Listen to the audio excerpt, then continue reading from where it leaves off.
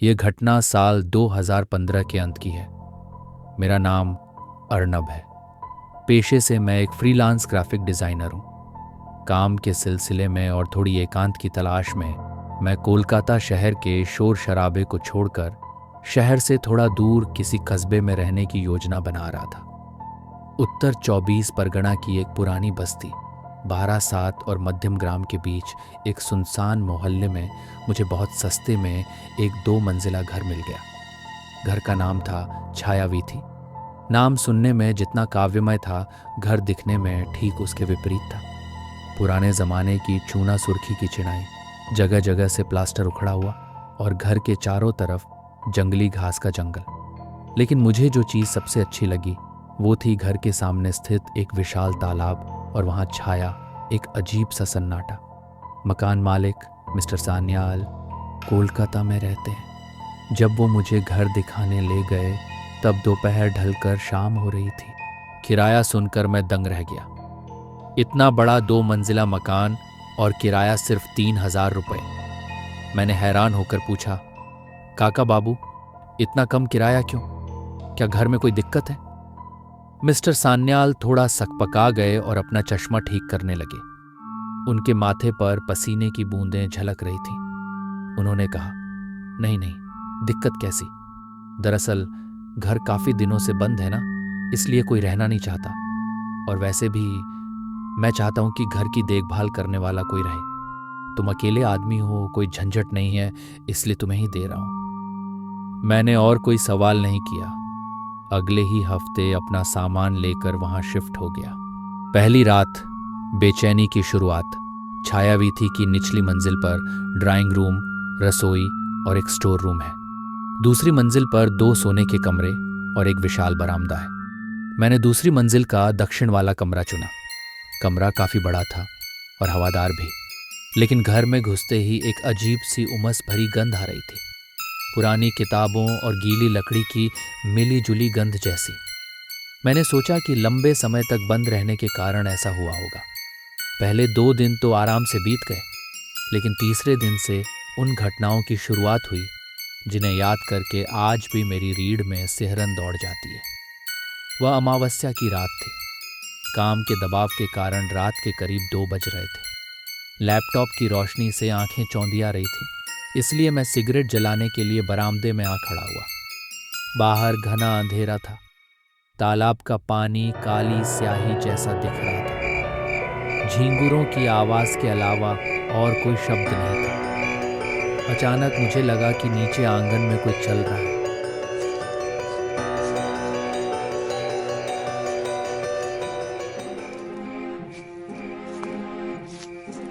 जैसे सूखे पत्तों पर कोई बहुत सावधानी से पैर रखकर चल रहा हो। मैंने बरामदे की रेलिंग पकड़कर नीचे झांका। कोई नहीं था। सोचा शायद कोई कुत्ता या बिल्ली होगी। कमरे में लौटकर जैसे ही दरवाजा बंद करने गया, ठीक तभी वो आवाज सुनाई दी। इस बार बाहर नहीं, घर के अंदर। सीढ़ियों से कोई भारी कदमों से दूसरी मंजिल पर चढ़कर आ रहा था। ठप ठप ठप। मेरा दिल जोर से धड़कने लगा। इस घर में मेरे सिवा और कोई जीव नहीं है। मेन गेट पर मैंने खुद अपने हाथों से ताला लगाया है। तो फिर मैं सांस रोककर दरवाजे की ओर देखता रहा। आवाज सीढ़ियों की आखिरी पायदान पर आकर रुक गई। फिर सब चुप। मैंने हिम्मत जुटाकर दरवाजे के पास जाकर छिटकनी लैच को थोड़ा सा खोला। गलियारे में हल्का अंधेरा था, लेकिन वहां कोई नहीं था। अपना वहम समझकर मैं बिस्तर पर लेट गया, लेकिन नींद नहीं आई। पूरी रात ऐसा लगा कि मेरे दरवाजे के ठीक उस पार कोई खड़ा है। उसके सांस लेने की आवाज मैं साफ सुन पा रहा था। अगली सुबह मैंने पूरा घर अच्छे से घूमकर देखने का फैसला किया। निचली मंजिल का वो स्टोर रूम जिसे मिस्टर सान्याल ने खोलने की जरूरत नहीं है बताया था, मैं उसके सामने जाकर खड़ा हो गया। दरवाजे पर एक बड़ा सा जंग लगा ताला लटका था, लेकिन अजीब बात यह थी कि ताला बाहर से लगा होने के बावजूद दरवाजे के नीचे से एक ठंडी हवा बाहर आ रही थी और उस हवा में सड़े हुए फूलों की एक तीव्र गंध थी। हंसना हाना रात की रानी का फूल सड़ जाने पर जैसी गंध आती है, बिल्कुल वैसी। कौतूहलवश मैंने खिड़की की दरार से अंदर झांकने की कोशिश की। अंदर घुप अंधेरा था, लेकिन उस अंधेरे में भी मुझे लगा कि कमरे के एक कोने में एक पालना रखा है और वो पालना बहुत धीमी गति से हिल रहा था। छू छू चरमराने की आवाज। मेरा शरीर ठंडा पड़ गया।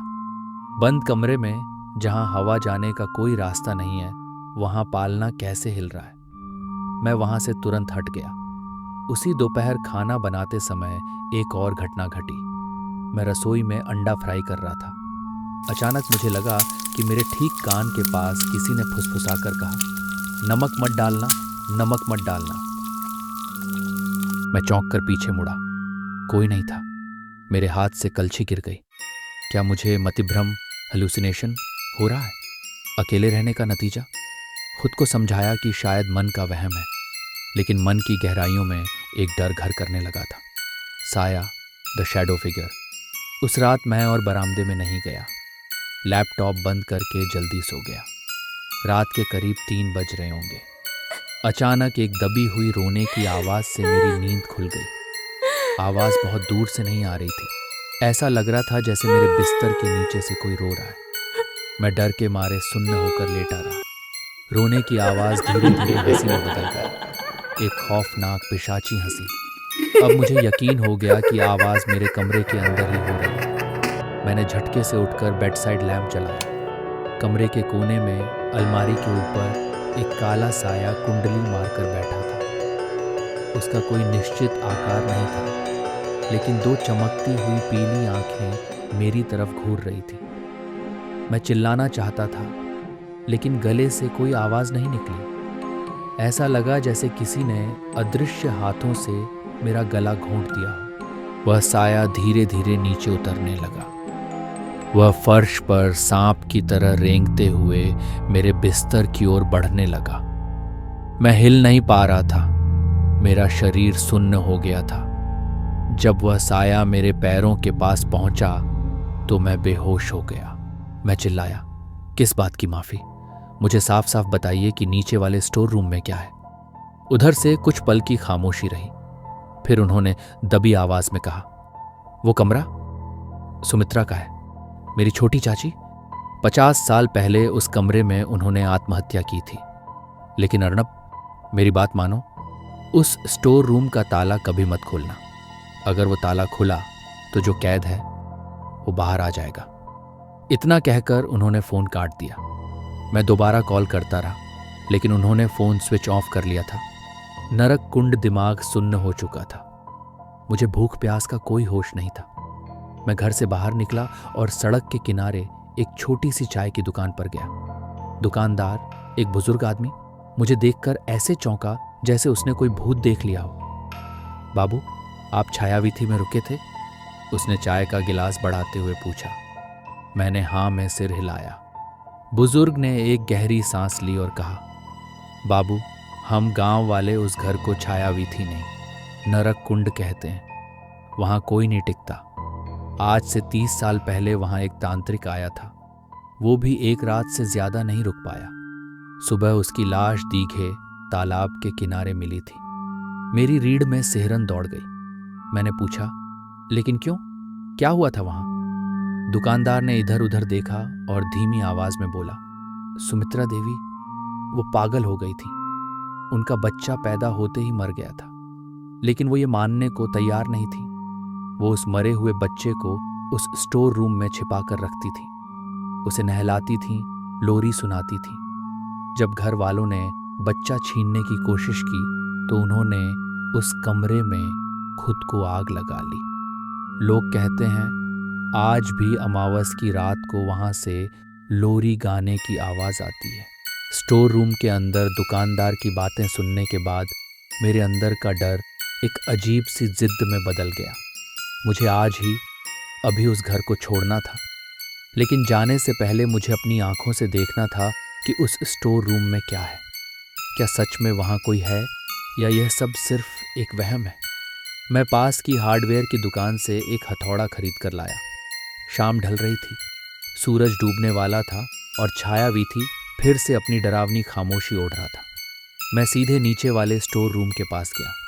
सान्याल बाबू की चेतावनी मेरे कानों में गूंज रही थी, ताला मत खोलना, लेकिन मैंने नहीं सुना।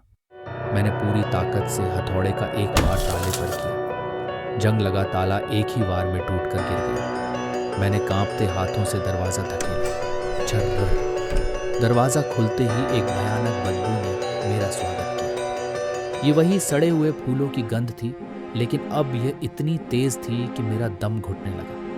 मैंने अपनी नाक पर रुमाल रखा और मोबाइल की टॉर्च जलाकर अंदर दाखिल हुआ। कमरा मकड़ी के जालों से भरा था। फर्श पर धूल की मोटी परत थी। कमरे के बीचों बीच वही लकड़ी का पालना रखा था जिसे मैंने खिड़की से देखा था। पालने के पास एक टूटी हुई कुर्सी पड़ी थी और जमीन पर एक पुरानी धूल से सनी डायरी। मैं धीरे धीरे पालने के पास गया। पालना खाली था, लेकिन पालने के अंदर का बिस्तर अभी भी ऐसा लग रहा था जैसे हाल ही में कोई वहां लेटा हो। कपड़े पर सिलवटें ताज़ा थीं। तभी मेरी नज़र कोने में लगे एक आदमकद फुल लेंथ आईने पर पड़ी। आईना इतना पुराना था कि उसमें अपना चेहरा साफ नहीं दिख रहा था। मैं मुड़ने ही वाला था कि मुझे आईने में कुछ दिखाई दिया। मेरे ठीक पीछे, मेरे कंधे के ऊपर एक चेहरा था, जला हुआ, विभत्स चेहरा। उसकी त्वचा पिघली हुई थी, लेकिन उसकी पीली आंखें वो वही आंखें थीं जो कल रात मैंने देखी थीं। वो मेरी तरफ देखकर मुस्कुरा रही थी।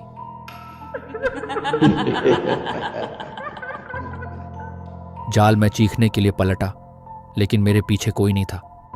कमरा खाली था। तभी अचानक धड़ाम, स्टोर रूम का भारी दरवाजा अपने आप जोर से बंद हो गया। घुप अंधेरा छा गया। मेरी मोबाइल की टॉर्च फड़फड़ाकर बुझ गई। मैं अंधेरे में दरवाजे की तरफ भागा और उसे पीटने लगा। खोलो, कोई है, खोलो। तभी मेरे ठीक पीछे से उस पालने के पास से एक आवाज आई। इस बार यह कोई रोने की आवाज नहीं थी। ये एक स्त्री की बहुत ही मधुर लेकिन ठंडी आवाज थी। उसने बंगाली में कहा, एसेछो तुम, आमार खोका के नहीं एसेछो। आ गए तुम, मेरे बच्चे को लेकर आए हो। और इसके साथ ही अंधेरे में वह पालना फिर से हिलने लगा। छू छू छू। मुझे महसूस हुआ कि कोई ठंडे हाथ मेरे गले को छू रहे हैं। दूसरा भाग समाप्त। तीसरे और अंतिम भाग में क्या अर्नब उस बंद कमरे से जिंदा बाहर निकल पाएगा? उस डायरी में क्या लिखा था जो सुमित्रा की मौत का असली राज खोलेगा? और आखिर नमक का उस भूत से क्या रिश्ता था? कहानी का खौफनाक अंत। मुक्ति और नमक का रहस्य उस अंधेरे कमरे में मेरे गले पर ठंडे अदृश्य हाथों की पकड़ मजबूत होती जा रही थी। मेरा दम घुट रहा था। मेरे कानों में सुमित्रा की वह डरावनी आवाज गूंज रही थी।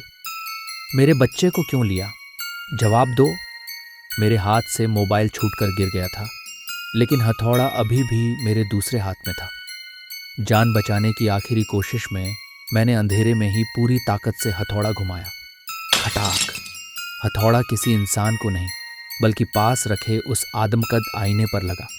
कांच के टूटने की तेज आवाज हुई और उसके साथ ही कमरे में एक भयानक चीख गूंज उठी। ये चीख इतनी तेज थी कि मेरे कान सुन्न हो गए। गले पर से पकड़ ढीली पड़ गई। मौका मिलते ही मैं दरवाजे की तरफ लपका। दरवाजा जाम हो चुका था। मैंने पागलों की तरह हथौड़े से दरवाजे की सड़ चुकी लकड़ी पर वार करना शुरू किया। 2-3 वार में ही कुंडी के पास की लकड़ी टूट गई और मैं किसी तरह धक्का देकर बाहर गलियारे में गिर पड़ा। आग का दरिया मैं वहां रुकने की हालत में नहीं था। मैं सीढ़ियों की तरफ भागा, लेकिन जैसे ही मैंने सीढ़ियों पर कदम रखा, मैंने देखा कि ऊपर की मंजिल जल रही थी। सीढ़ियों से लपटे नहीं, बल्कि वो काला साया धुएं की तरह नीचे उतर रहा था। और उस धुएं के बीच में मुझे सुमित्रा का जला हुआ चेहरा दिखाई दिया। वह चिल्ला रही थी, नमक, नमक लाओ, मेरा बच्चा सड़ रहा है, उसे नमक चाहिए। मेरे पैरों तले जमीन खिसक गई। वो मेरे पीछे आ रही थी। मेन गेट पर ताला लगा था और चाबी मेरे कमरे में ऊपर रह गई थी, जहां जाने का रास्ता अब आग या उस साए ने रोक रखा था। मेरे पास सिर्फ एक ही रास्ता था, पीछे का दरवाजा जो दीघे तालाब की तरफ खुलता था। मैं रसोई घर से होते हुए पीछे के दरवाजे की तरफ भागा। रसोई से गुजरते वक्त मैंने देखा कि वहां रखे नमक के डिब्बे अपने आप हवा में उड़ रहे थे और फर्श पर गिरकर फूट रहे थे। मैंने पीछे का दरवाज़ा खोला और बिना कुछ सोचे समझे अंधेरे में सीधे तालाब में छलांग लगा दी। बचाव पानी बेहद ठंडा था। मैं तैरकर किनारे की तरफ जाने की कोशिश कर रहा था, लेकिन ऐसा लग रहा था जैसे तालाब के नीचे से कोई मेरे पैर खींच रहा हो। मैं डूबने ही वाला था कि तभी मुझे किसी ने बालों से पकड़कर ऊपर खींचा। अरे कोई तोड़ो, टॉर्च जलाओ रे, यहाँ कोई डूबा है। वो स्थानीय मछुआरे थे जो रात में मछली पकड़ने आए थे। उन्होंने मुझे बेहोशी की हालत में बाहर निकाला। जब मुझे होश आया तो मैं तालाब के किनारे घास पर लेटा था। भोर हो रही थी और मेरे सामने खड़ा था वो छायावीथी मकान, शांत, चुपचाप, जैसे वहां कुछ हुआ ही ना हो। न कोई आग, न कोई चीख। डायरी का सच मछुआरों ने मुझे पास के अस्पताल पहुंचाया। मेरे जेब में वो डायरी थी जो मैंने स्टोर रूम से भागते वक्त अनजाने में मुट्ठी में भींच ली थी। 2 दिन बाद जब मैं थोड़ा स्वस्थ हुआ, मैंने उस डायरी को खोला। उसके पन्नों में जो लिखा था उसने मेरी रूह कंपा दी। सुमित्रा पागल नहीं थी, वह एक अभागी माँ थी। डायरी के आखिरी पन्नों में लिखा था, मेरा मुन्ना मर गया है, लेकिन मैं उसे उन लोगों को ले जाने नहीं दूंगी। वे उसे जला देंगे, मैं उसे अपने पास रखूंगी, हमेशा के लिए। मैंने सुना है नमक चीज़ों को सड़ने नहीं देता। मैं बाजार से 10 किलो नमक लाई हूँ। मैं मुन्ना को उस संदूक में नमक और हंसनहाना फूलों के बीच सुला दूंगी। वे हमेशा ताज़ा रहेगा, फूलों जैसा महकेगा। डायरी पढ़कर मेरे हाथ से छूट गई तो वो सड़े हुए फूलों और हवा की गंध वो सुमित्रा की लाश की नहीं थी। वो उस बच्चे की लाश की गंध थी जिसे सुमित्रा ने पागलपन में नमक के ढेर में छिपा कर रखा था। नमक का रहस्य अब मुझे उस दोपहर की घटना समझ में आई। जब मैं रसोई में अंडा बना रहा था और एक आवाज़ आई थी, नमक मत डालना। वो शायद सुमित्रा की आत्मा का वो हिस्सा था जो अभी भी उस त्रासदी में फंसा हुआ था। उसके लिए नमक खाना पकाने की चीज़ नहीं थी। उसके लिए नमक अपने मरे हुए बच्चे को सुरक्षित रखने का एक साधन था। जब मैंने नमक का डिब्बा उठाया था तो उसे लगा कि मैं उसका वो कीमती नमक बर्बाद कर दूंगा, या शायद वह मुझे चेतावनी दे रही थी कि उस घर का नमक श्रापित है, क्योंकि वे लाशों को छिपाने के लिए इस्तेमाल होता था।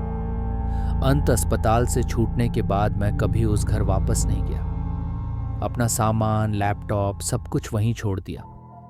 बाद में सुना कि मिस्टर सान्याल ने वो घर तुड़वा दिया था। मजदूरों को उस स्टोर रूम के फर्श के नीचे खुदाई करते वक्त एक छोटा सा संदूक मिला था। उसके अंदर क्या था ये किसी को बताने की जरूरत नहीं पड़ी। आज भी जब मैं खाना बनाते वक्त नमक का डिब्बा उठाता हूँ तो मेरे हाथ एक पल के लिए कांप जाते हैं और कानों में वही फुसफुसाहट गूंज उठती है, नमक मत डालना। जाने से पहले अगर आप चाहते हैं कि मैं ऐसी ही रियल हॉरर स्टोरीज लाता रहूं तो सब्सक्राइब बटन को हिट करना मत भूलिएगा। और हाँ, अगर आपके साथ भी कोई ऐसी घटना घटी है जो आप शेयर करना चाहते हैं तो देर मत करिए। डिस्क्रिप्शन में जाइए, ईमेल आईडी उठाइए और मुझे भेज दीजिए। नेक्स्ट एपिसोड में आपकी स्टोरी फीचर हो सकती है। अपना ख्याल रखें। Have a nice day. Bye. See you next week, क्योंकि सैटरडे और संडे का मतलब ही है रात के साए।